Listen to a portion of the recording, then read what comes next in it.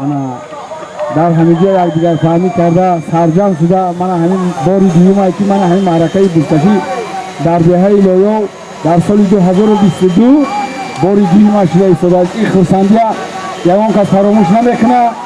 دهه لویو از اول دهه معرکته و گوشتینته و بزکشی و من همین چیزا بود.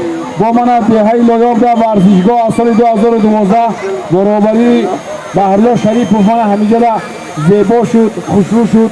در آینده نقشه دارم که از همین دههای نزدیکی لویا با بسرخان، نوروز کده، حافظ کده، انا دههای سعیدیان تمامی انا بچه اکای یاش دست نورسایی که 6 ساله 7 ساله همینجا بیاین برای فوتبال درسای مثال وای کنم. درسای فوتبالی تمرین ها میگه مربی های میبره که برلا خدا خواهد نقض میشه همینجا. های که چوانداز نام و نامود خندت از آن های که مرا های که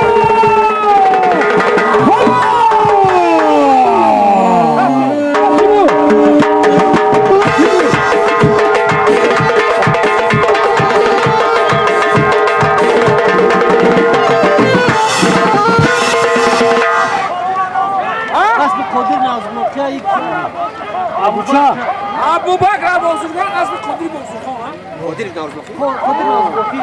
ابو بکر چوانداز از دهه بابا سرخان تا قامت از پی قدیر نوروز بلاق خندت از آن ابو بکر حلالت باد قدیر بس پس نام بنامد رفته.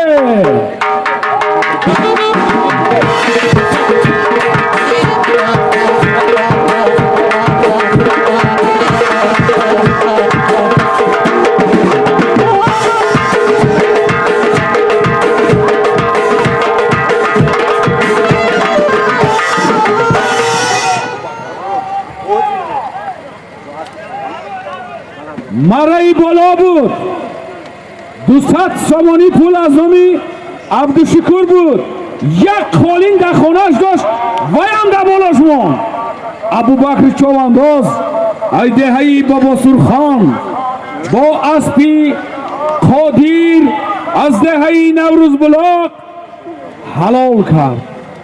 خندت از آن ابو بکر، خندت از آن عبدالقادیر، خندت از آن عبدالشکوری عبدالمجید.